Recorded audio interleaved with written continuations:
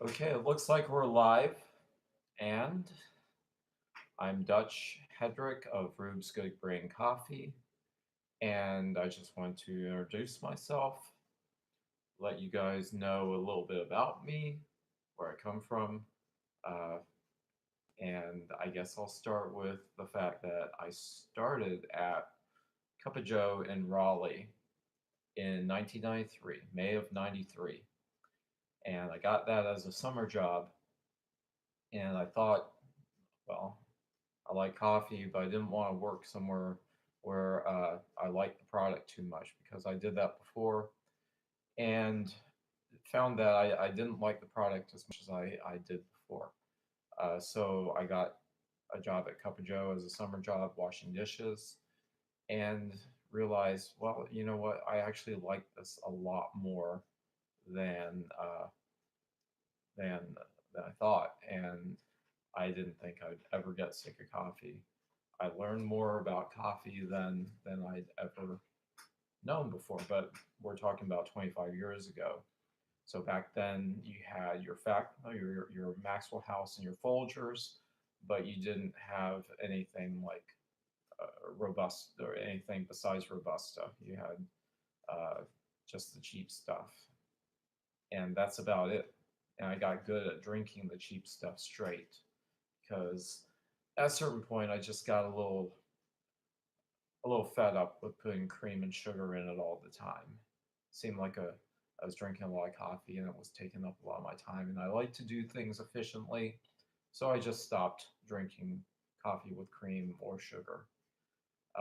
When I got into working in coffee, I realized that well, the reason why you put cream and sugar in those coffees is because you have to. But there's a lot more to coffee than what those guys were doing. So I started drinking better coffee, started studying what I was drinking more, started drinking with more of a conscious mind and more awareness. And the more I opened my eyes to what coffee had to offer, the more rewarding it was. So I decided to go into coffee full time uh, and work a full time job, and I was a barista there for about 5 years. After that, I figured, well, there's only so far you can go as a barista, and and so I left there. Uh, did a couple of jobs. One was in advertising, but I didn't like that so much, so I went back to coffee. There was a place called Global Village that was opening up on Hillsborough Street in Raleigh, and I they had a lead chimbly machine, which was my favorite barista espresso machine. So I thought, well, they have the good equipment, so they I've worked on some crappy machines before. You can get good shots out of crappy machines, but it's a lot easier to have a really nice machine and just go with that. So I worked there and worked for a guy named Mike Ritchie, really nice guy.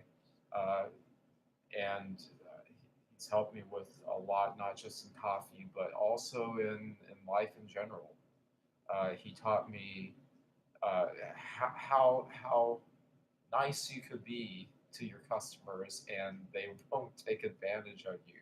Uh, they actually will appreciate it, and uh, they will show you how much they appreciate it um, by returning to your business. And that was something I hadn't seen before. I mean, really, I mean that level of customer service. So I worked there for about 3 years. Now, at a certain point, Mike said, knowing that I liked working in coffee and I wanted to have a business, work in the coffee business, he said, well, you can only get so far as a barista. So why don't you look into roasting coffee?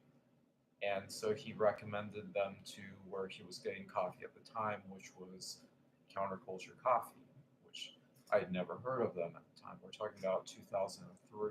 2003. Uh, Actually, a year before, Mike recommended that I attend a cupping at Counterculture. So he let me have a day off and go there. I think it was in July. Uh, very memorable day for me. That was the first time I actually cupped coffee and had drank coffee in such an intense way, and I just loved it. And so when Mike said that you might want to go into roasting and recommended that I actually work there, I thought that it was really nice of him to do that, and I felt at a certain level he must trust me because that's where he got his coffee from.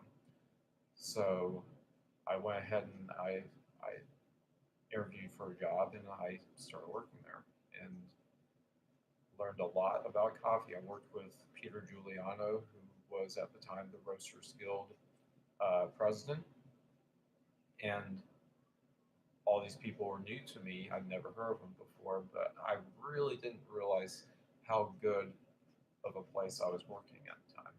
Uh, Now, coffee knowledge has been expanding at a very fast pace for many years, and really since the mid 19th century, and it has continued to this day. And as much as we still need to learn about coffee, we are actually learning a lot very fast. And it's just coffee is so complex that there's still a lot that everyone is learning about it. And that's one of the exciting things about it. So, anyway, not to get too far off the story, I've been roasting for about 15 years, going back to July of 2003. And it's I've worked at a couple of different roasteries since then.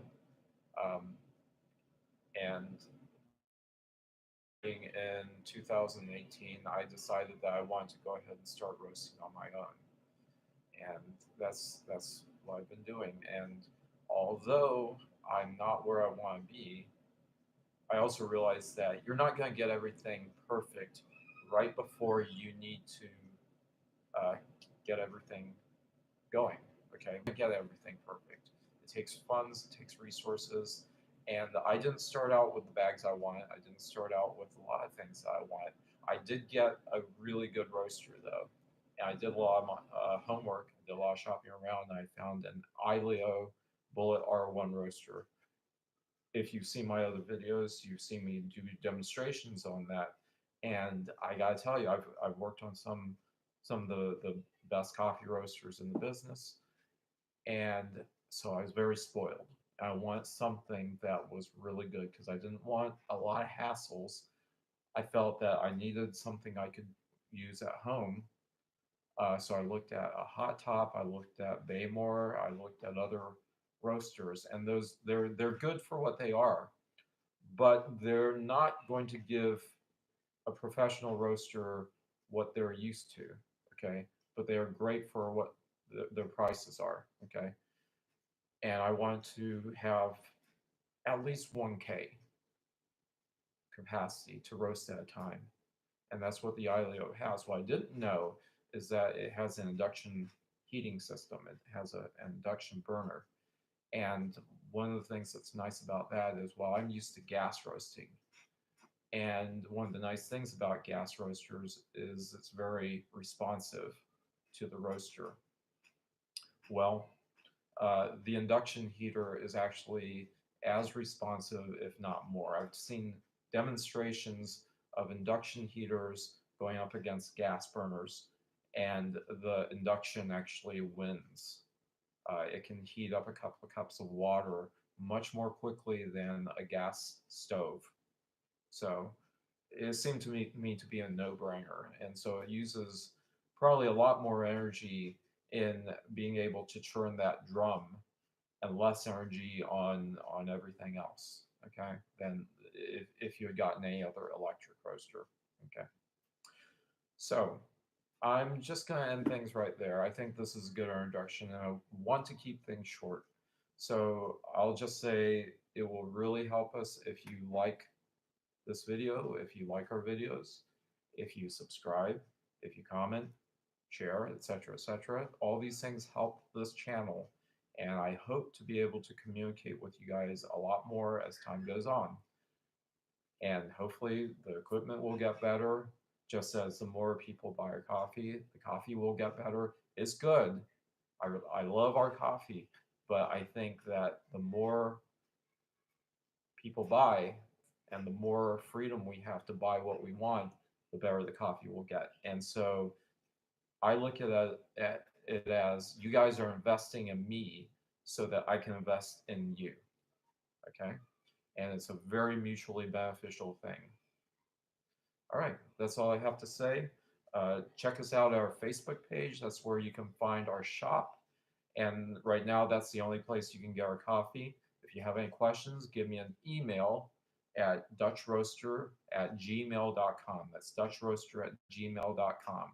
You can also give me a call, and our number is there on our Facebook page as well. All right. Happy roasting, happy brewing, happy drinking. Thank you.